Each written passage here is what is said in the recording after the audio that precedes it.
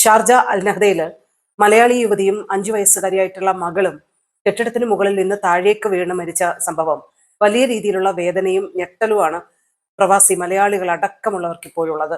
ഇക്കഴിഞ്ഞ ബുധനാഴ്ചയാണ് അൽനഹദയിലെ കെട്ടിട സമുച്ചയത്തിൽ നിന്നും മലയാളി യുവതി കുഞ്ഞിനെയും കൊണ്ട് താഴേക്ക് ചാടിയത്. ഇതിൽ കൂടുതൽ വിവരങ്ങൾ ഇപ്പോൾ പുറത്തു വരികയാണ്.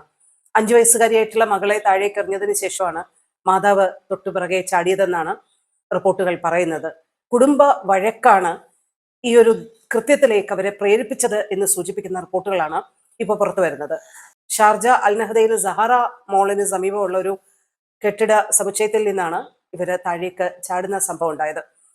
പാർക്കും ജിംനേഷ്യം ഒക്കെ അടങ്ങുന്ന ഒരു സംഭവമാകുമ്പോൾ ഏകദേശം ഒരു 22 നില കെട്ടിടത്തിന്റെ മുകളിൽ നിന്ന് താഴേക്ക് ചാടി എന്നാണ് നമ്മൾ മനസ്സിലാക്കുന്നത്. സംഭവത്തിന്റെ തലേ ദിവസം ഫ്ളാറ്റിൽ ഇതുമായി ബന്ധപ്പെട്ട ഒരു കുടുംബ വഴക്കുണ്ടായി. അതിന്റെ തുടർച്ചയായിട്ടാവാം ഇത്തരത്തിലുള്ള ഒരു കൃത്യത്തിലേക്ക് ഇവരെ പ്രേരിപ്പിച്ചത് എന്ന് സൂചിപ്പിക്കുന്ന റിപ്പോർട്ടുകളാണ് പുറത്തു വരുന്നത്. കണ്ണൂർ അഴീക്കോട് പുതിയ പറമ്പ് പുതിയകാവ് ഭഗവതി ക്ഷേത്രത്തിന് സമീപം ആർഷ അശ്വതയിൽ 35 വയസ്സുള്ള ആർഷയും ഏകമകൾ റൂഹിയുമാണ് മരിച്ചത്. സംഭവവുമായി ബന്ധപ്പെട്ട് യുവതിയുടെ ഭർത്താവ് നിഖിലിനെ പോലീസ് ചോദ്യം ചെയ്തു വരികയാണെന്നാണ് റിപ്പോർട്ടുകൾ പറയുന്നത്. ഭാര്യയ്ക്ക് മാനസികാരോഗ്യ പ്രശ്നങ്ങൾ ഉണ്ടായിരുന്നതായി ഭർത്താവ് പറഞ്ഞതായി അയൽവാസികൾ പലരും പറയുന്നുണ്ട്. ഏകദേശം 12 വർഷമായി ഇവർ തമ്മിലുള്ള വിവാഹം കഴിഞ്ഞിട്ട്. കഴിഞ്ഞ 7 വർഷമായിട്ട് ഇവർ ഇതേ ഫ്ലാറ്റിൽ തന്നെയാണ് താമസിക്കുന്നത് എന്നുള്ളതാണ്. സ്വന്തമായി ഓൺലൈൻ ബിസിനസ് ആയിരുന്നു ആർഷ നടത്തിയിരുന്നത്. നിഖിലിന്റെ പിതാവും സഹോദരനും ഭാര്യയും കുടുംബവും എല്ലാം UAE തന്നെയുണ്ട്. ആർഷയുടെ സഹോദരി അശ്വതയും ഇവരുടെ തൊട്ടടുത്ത ഫ്ളാറ്റിൽ തന്നെ താമസിക്കുന്നുണ്ട്.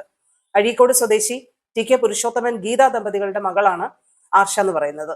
രാവിലെ അമ്മയുടെ കൈപിടിച്ച് സ്കൂളിൽ പോകാനായി ഇറങ്ങുന്ന കുഞ്ഞു മകളുടെ മുഖം മറക്കാനാവുന്നില്ല എന്നാണ് കെട്ടിടത്തിലെ താമസക്കാരിൽ പലരും പറയുന്നത്. എല്ലാവർക്കും നല്ല ഓർമ്മയുണ്ട്, എപ്പോഴും പുഞ്ചിരിക്കുന്ന വളരെ പ്രസന്നവതിയായി കാണപ്പെടുന്ന ഈ അമ്മയെയും മകളെയും എന്നുള്ളതാണ് ഇതിന്റെ ഏറ്റവും ദുഃഖകരമായിട്ടുള്ള കാര്യം. ഏത് കുടുംബ പ്രശ്നം ഉണ്ടെങ്കിലും മനസ്സ് തുറക്കാവുന്ന ബന്ധുക്കളടക്കം തൊട്ടടുത്ത് താമസിക്കുമ്പോഴും ഇത്തരത്തിലുള്ള ഒരു ക്രൂരമായ ദൗത്യത്തിലേക്ക് ഇവരെ പ്രേരിപ്പിച്ചത് എന്താണ് എന്നുള്ള സങ്കടവും ഞെട്ടലുമാണ് പ്രവാസികൾക്കെല്ലാം ഉള്ളത്. എന്തായാലും കേസുമായി ബന്ധപ്പെട്ട നടപടികൾ പുരോഗമിക്കുകയാണ്. ഇതൊരു ആത്മഹത്യയാണ്. ആത്മഹത്യക്ക് പ്രേരിപ്പിച്ചത് കുടുംബ വഴക്കാണ് എന്നുള്ളതും ഇപ്പോൾ കൂടുതൽ വിവരങ്ങൾ പുറത്തു വന്നുകൊണ്ടിരിക്കുകയാണ്.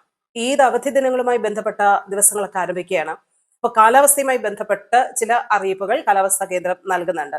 മെയ് 25 ഇന്ന് തിങ്കളാഴ്ച മുതൽ മെയ് 31 ഞായറാഴ്ച വരെ രാത്രിയിലും പുലർച്ചെയും സുഖകരമായിട്ടുള്ള നല്ല കാലാവസ്ഥയായിരിക്കും എന്നാണ് കാലാവസ്ഥാ കേന്ദ്രം പറഞ്ഞിരിക്കുന്നത്. ഹ്യൂമിഡിറ്റി കൂടാനുള്ള സാധ്യതയുണ്ട്. തിങ്കൾ വെള്ളി ദിവസങ്ങളിൽ ചെറിയ രീതിയിലുള്ള മൂടൽ മഞ്ഞിന് സാധ്യതയുണ്ട്. ചെറിയ കാറ്റിനും സാധ്യതയുണ്ടെന്നും കടൽ ശാന്തമായിരിക്കുമെന്നുമാണ്, അതായത് തെളിഞ്ഞ കാലാവസ്ഥയായിരിക്കും എന്നാണ് കാലാവസ്ഥാ കേന്ദ്രം അറിയിക്കുന്നത്. ഇലക്ട്രിക് വാഹന വിൽപ്പനയിൽ മേഖലയിലെ 1ാമത്തെ രാജ്യമായി മാറുകയാണ് UAE. വീണ്ടും തുടർച്ചയായിട്ടുള്ള 2ാം തവണയാണ് UAE ഈ നേട്ടം കൈവരിക്കുന്നത്. ഇന്റർനാഷണൽ എനർജി ഏജൻസിയുടെ 2026 ആഗോള EV ഔട്ട്ലുക്ക് റിപ്പോർട്ടിലാണ് EV വാഹന വിൽപ്പനയിൽ UAE വീണ്ടും കുതിപ്പ് തുടരുന്നത്. പശ്ചിമേഷ്യൻ രാജ്യങ്ങളിൽ നടന്ന മൊത്തം ഇലക്ട്രിക് വാഹന വിൽപ്പനയിൽ ഏകദേശം 50% നടന്നത് UAE-യിലാണെന്നാണ് ഇതുമായി ബന്ധപ്പെട്ട കണക്കുകൾ വ്യക്തമാക്കുന്നത്. അബുദാബി എമിറേറ്റിനെ ലോക വിനോദസഞ്ചാര ഭൂപടത്തിലേക്ക് കൊണ്ടുവരുന്ന സ്പിയർ അബുദാബിയുടെ നിർമ്മാണവുമായി ബന്ധപ്പെട്ട ഒരു വീഡിയോ കുറച്ച് ദിവസങ്ങൾക്ക് മുമ്പ് നമ്മൾ തന്നെ ചെയ്തിരുന്നതാണ്. എന്തായാലും അത് സംബന്ധിച്ച കരാറിൽ ഒപ്പിട്ടിരിക്കുന്നു എന്നുള്ള ഒരു കാര്യമാണ് ഇന്നിപ്പോൾ നമുക്ക് അപ്ഡേറ്റ് ആയിട്ട് പറയാനുള്ളത്. $170 കോടി ചെലവിട്ട് നിർമ്മിക്കുന്ന സ്പിയർ അബുദാബിയുടെ നിർമ്മാണ കരാറാണ് അലക് എന്ന് പറയുന്ന കമ്പനി സ്വന്തമാക്കിയിരിക്കുന്നത്. ഇത് സംബന്ധിച്ച അറിയിപ്പുകൾ ഔദ്യോഗികമായി നൽകിയിട്ടുണ്ട്. അബുദാബി യാസ് വേൾഡിലാണ് അതിമനോഹരമായിട്ടുള്ള സ്പിയർ അബുദാബി ഒരുങ്ങുന്നത്.